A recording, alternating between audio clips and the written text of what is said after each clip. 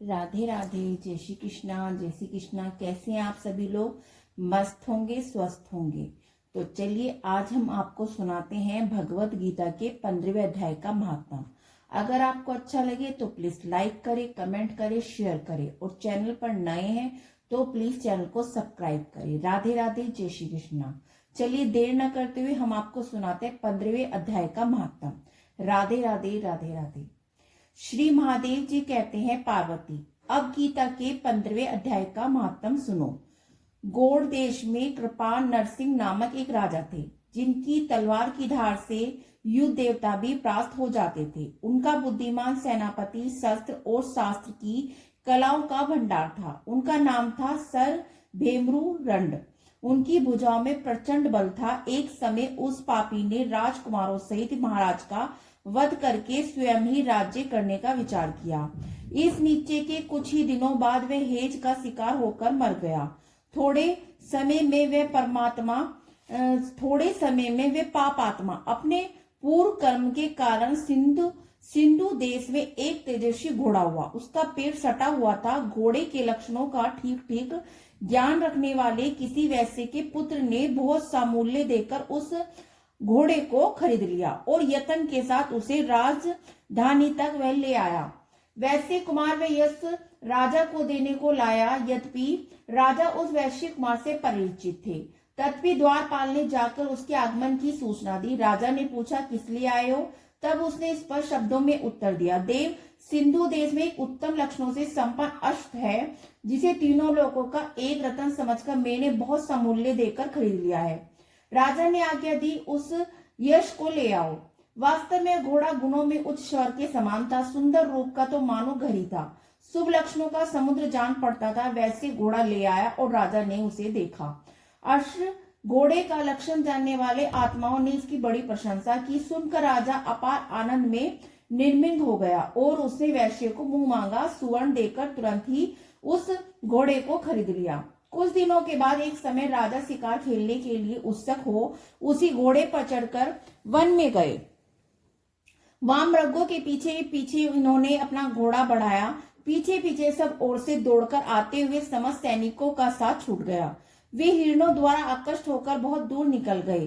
प्यास ने उन्हें व्याकुल कर दिया। तब वे घोड़े से उतरकर जल की खोज करने लगे। घोड़े को तो उन्होंने वृक्ष की डाली में बांध दिया और स्वयं एक चट्टान पर चढ़ने लगे। कुछ दूर जाने पर उन्होंने देखा कि पत्ते का टुकड़ा हवा से उड़कर शिला खंड पर गिरा है। उसमें गीता के 15वें अध्याय का आधा श्लोक लिखा हुआ था। राजा उससे बांचने लगा, यानी पढ़ने लगा।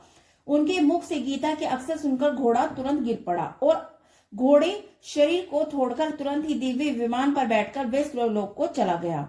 तत्पश्चात राजा ने अपने पहाड़ पर चढ़कर एक उत्तम आश्रम देखा। वहां नागेश्वर, केले, आम और नारियल के वृक्ष लहरा रहे थे। आश्रम के भीतर एक ब्राह्मण बैठे हुए थे जो संसार की वासनाओं से मुक्त थे। राजा ने उन्हें प्रणाम करके बड़ी भक्ति के साथ पूछा, ब्राह्मण, मेरा घोड़ा जो अभी अभी स्वर्ग को चला गया है, उसमें क्या कारण था? राजा की बात सुनकर त्रिलोकदर्शी मंत्रवेता महापुरुषों में से विष्णु शर्मा नामक ब्राह्मण ने कहा, राजन, पूर्व काल में तुम्हारे यहाँ जो सर भम्भरू रंड नामक सेनापति था, वह तुम्हारे पुत्रों सहित मारकर स्वयं राज्य हड़प लेने को तैयार था।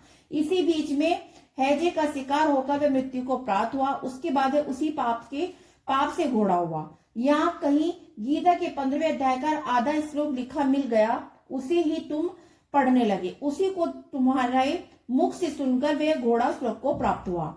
तदंतर राजा के प्रशावर्ती नामक सैनिक उन्हें ढूंढते हुए वहां पहुंचे। उनके साथ ब्राह्मण को प्रणाम करके प्रसन्नता पूर्वक वहां से चले और गीता के 15वें अध्याय के श्लोक से अंकित उसी पत्र को यानी पढ़कर प्रसन्न होने लगे। उनके नेत्र हर्ष से खिल उठे। घर आकर उन्होंने मंत्रवेता मंत्रियों के साथ अपने पुत्र सिद्धबली को राज्य सिंहासन पर अभिषेक किया और स्वयं 15वें अध्याय के जप से विशुद्ध चित होकर मोक्ष प्राप्त किया। राधे राधे, राधे, जय श्री कृष्णा, जय श्री कृष्णा। हमने पहले आपको सुनाया 15वें अध्याय का महात्म। तो चलिए अब हम आपको सुनाते हैं 15वां अध्याय।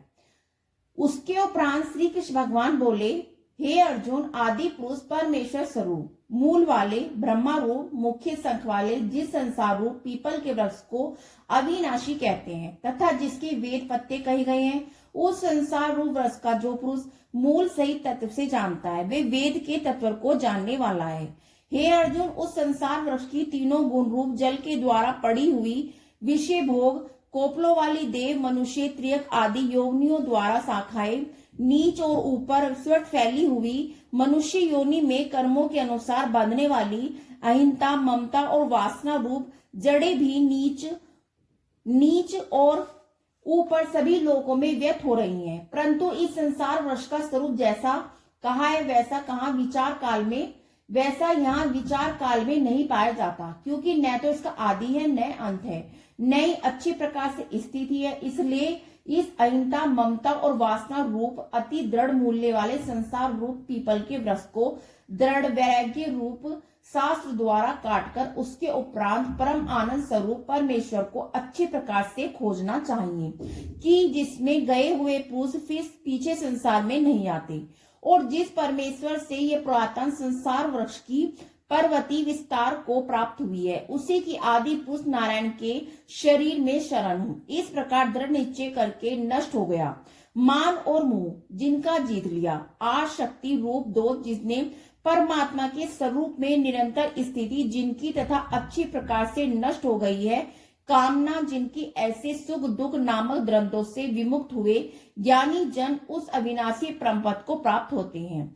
उस स्वयं प्रकाश में परम पद को न सूर्य प्रकाशित कर सकता है, न चंद्रमा, न अग्नि, न प्रकाशित कर सकती है, तथा जिस परम पद को प्राप्त होकर मनुष्य पीछे संसार में नहीं आते, वही मेरा परम धाम है।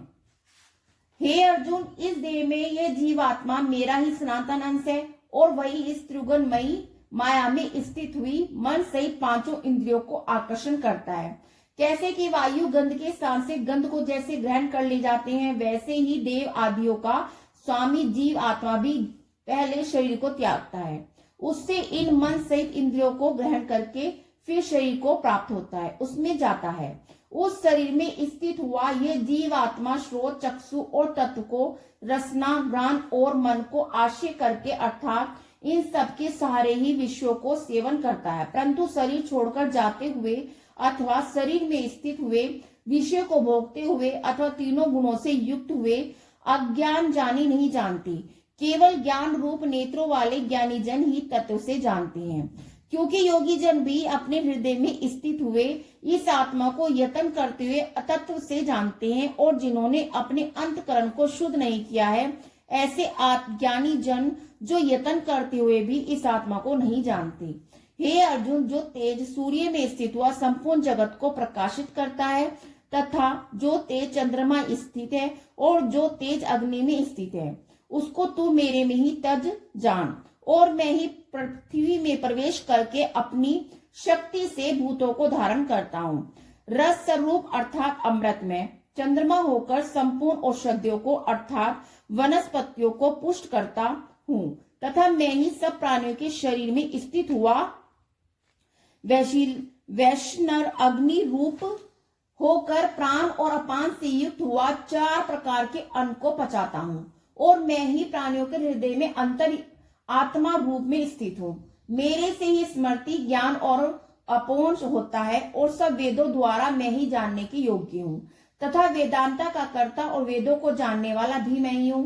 हे अर्जुन, इस संसार में नाशवान और अविनाशी भी मैं ही हूँ।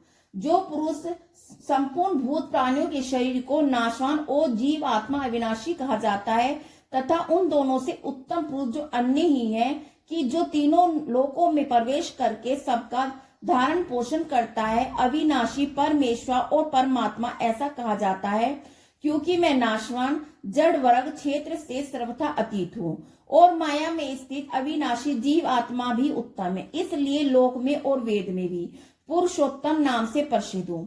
हे भारत, इस प्रकार तत्व से जो ज्ञानी पुरुष मेरे को पुरुषोत्तम जानता है, वे सर्वथा पुरुष सब प्रकार से निरंतर मुझ वासुदेव परमेश्वर को ही भजता है। हे निष्पाप अर्जुन, ऐसे ये अति रहस्य युक्त गोपनीय शास्त्र मेरे द्वारा कहा गया है। इसको जानकर, तत्व से जानकर मनुष्य ज्ञानवान और कर्तक हो जाता है, अर्थात उसको और कुछ भी करना शेष नहीं है। राधे राधे राधे राधे। इस अध्याय में भगवान ने अपना परम गोपनीय प्रभाव भली प्रकार से कहा है। जो मनुष्य उक्त प्रकार से भगवान को सर्वोत्तम समझ लेता है और फिर उसका मन एक क्षण भी भगवान के चिंतन का त्याग नहीं कर सकता, क्योंकि जिस वस्तु को मनुष्य उत्तम समझता है उसी में उसका प्रेम होता है और जिसमें प्रेम होता है उसी का चिंतन होता है। अतएव सबका मुख्य कर्तव्य है कि भगवान के परम गोपनीय प्रभाव को भली प्रकार समझने के लिए नाशवान संभंगुर संसार की आसक्ति का सर्वथा त्याग करके परमात्मा के शरण होकर भजन और सत्संग की विशेष चेष्टा करें। राधे राधे राधे।